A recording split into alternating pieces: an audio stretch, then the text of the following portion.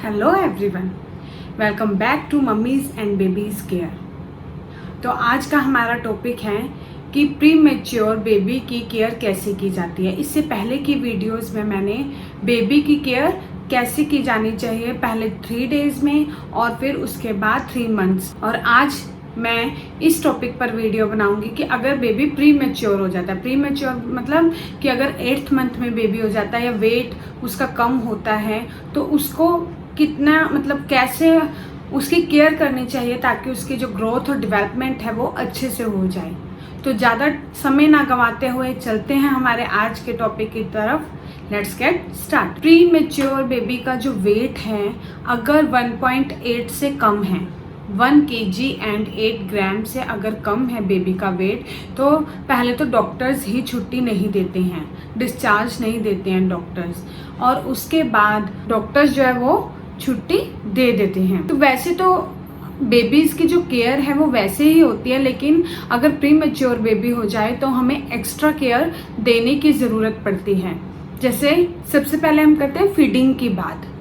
जो normal baby होता है उसको 1 to 2 आवर्स में हम फीड करवाते हैं। जो मदर हैं वो हर 2 घंटे में बेबी को फीड करवाते हैं। अगर प्री मैच्योर बेबी होता है तो उसे हर आधे घंटे में फीड करवाना है मदर को, क्योंकि जो ऐसे बेबीज़ हैं वो जल्दी थक जाते हैं, उनकी प्रॉपर ग्रोथ नहीं हुई होती, इसलिए हर आधे घंटे में उन्हें फीड करवाना ज़रूरी होते हैं। और ऐसे बच्चे जल्दी थकने के कारण थोड़ा सा दूध पीकर सो जाते हैं, तो मदर जो है उनको उसको जो बेबी को हिलाकर थोड़ा उसके पाँव के नीचे ऐसा करके और कान के पीछे गुदगुदी करके उठा सकती हैं, और हर आधे घंटे में बेबी को फीड देना बहुत ज़रूरी है। सेकंड है हाइजीन।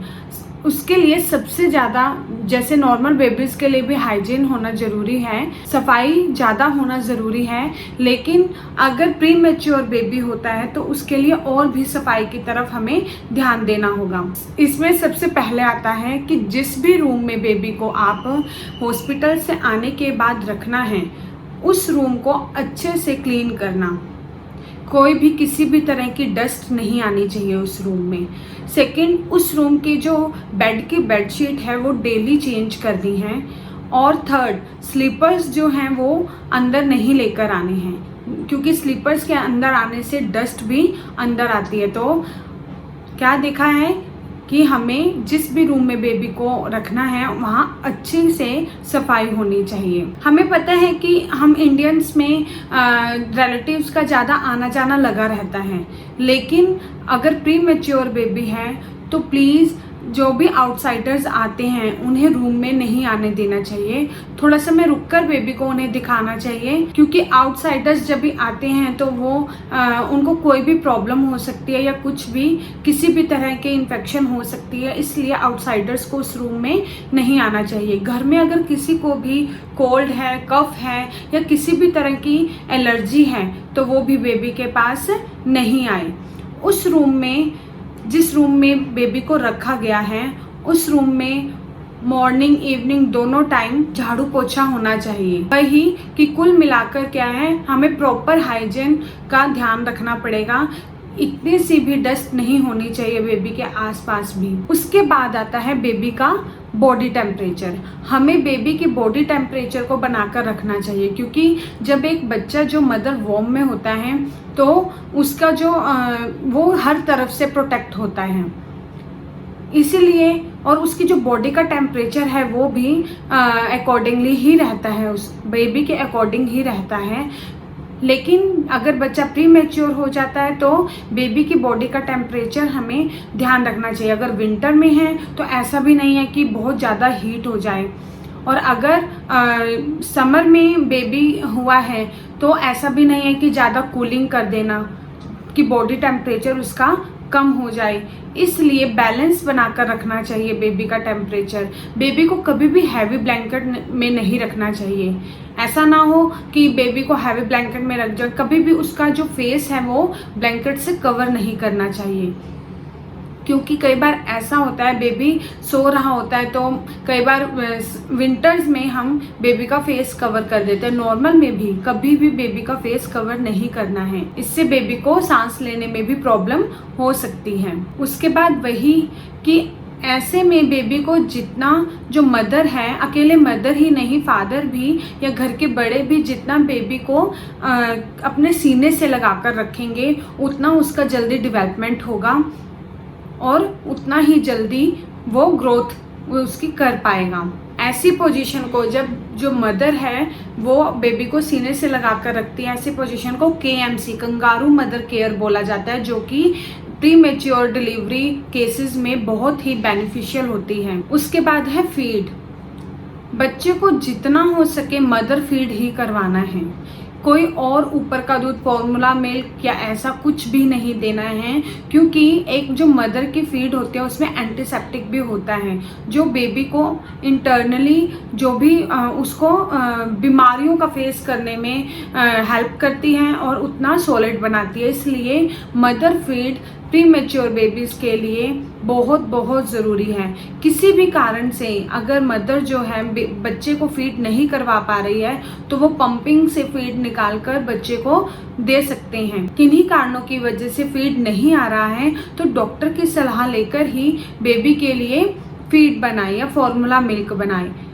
और दोस्तों इस बात का ज़रूर ध्यान रखना है कि जब भी फॉर्मूला मिल्क बनाना है तो पूरे हाइजीन का ध्यान रखते हुए हैंड वॉश करके अच्छे से जो भी आप बर्तन यूज़ कर रहे हैं, फीडर है जो बॉटल, जो बच्चे की फीडर है उसको भी अच्छे से स्टेरिलाइज किया हो। बेबी को जो बॉटल देते हैं उसको एक ही टाइम यूज़ करना चाहिए, एक स्टेरिलाइजिंग के बाद।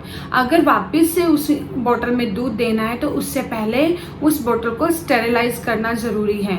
उसके बाद आता है, ये तो था फीडिंग का, अब आता है बर्पिंग। डकार दिलानी भी बहुत ज़रूरी होती है। वही कि जब बच्चा फीड लेता है तो हवा भी साथ में जाती है, तो इन केस तो डकार दिलानी ज़रूरी होती है। इन केस बच्चा बर्प नहीं लेता है तो मदर को ऐसी पोजीशन में ही कम से कम 10 मिनट्स तक उसे रखना चाहिए, ताकि जो दूध है, जो भी थोड़ा बहुत दूध अंदर गया है वो जो है सेटल आउट हो जाए स्टमक में और उसको कोई प्रॉब्लम ना हो, नहीं तो बार बार दूध निकालना या वॉमिट जैसी प्रॉब्लम होते रहती है। अब आता है बाथिंग।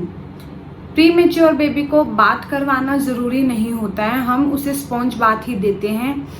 स्पॉन्ज बाथ ही देना ज़्यादा सही रहता है प्री मैच्योर बेबी को। उसके लिए कोई भी केमिकल प्रोडक्ट यूज़ नहीं करें बिल्कुल भी।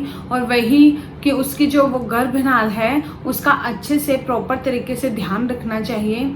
कई जो केयर टिप्स हैं वो पहले जैसे ही है कि बेबी की केयर कैसे करनी चाहिए। उसके बाद बेबी की केयर करते हुए हमें आइडेंटिफाई करने चाहिए डेंजर साइन कौन से हैं, कि बच्चे को अगर कोई भी प्रॉब्लम है तो तुरंत डॉक्टर के पास लेकर जाना चाहिए।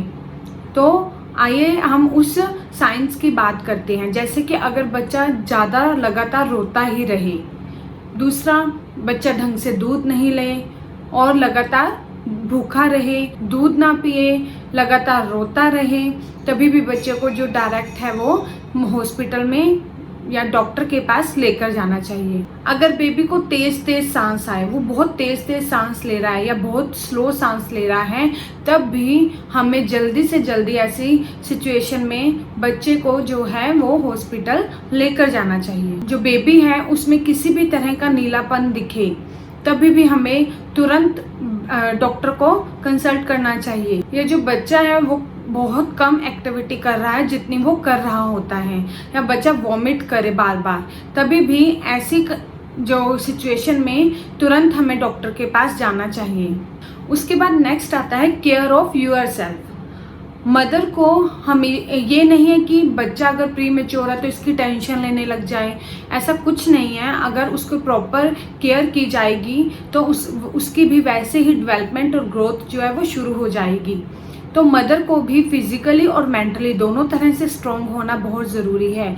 इसके लिए मदर खुद का भी ध्यान रखे, खुद की डाइट का, खुद को ज़्यादा फिजिकली वर्क ना करने दें, क्योंकि ज़्यादा समय जो है अपने बच्चे की तरफ ध्यान देना चाहिए। इस समय मदर को उसके लिए थोड़ा योगा करनी चाहिए, मेडिटेशन करने चाहिए, ताकि वो इस समय को अच्छे से फेस कर पाए बिना किसी दिक्कत के। इस तरह से इन सभी बातों का ध्यान रखते हुए एक प्री मैच्योर बेबी की केयर आसानी से की जा सकती है। सो दोस्तों, कमेंट सेक्शन में कमेंट करके ज़रूर बताइएगा कि आपको मेरी वीडियोस कैसी लग रही हैं। जाने से पहले मेरी वीडियो को लाइक करें, शेयर करें और सब्सक्राइब करना चैनल को मत भूलिएगा। न्यू वीडियो का नोटिफिकेशन पाने के लिए बेल आइकन को प्रेस करना मत भूलिएगा।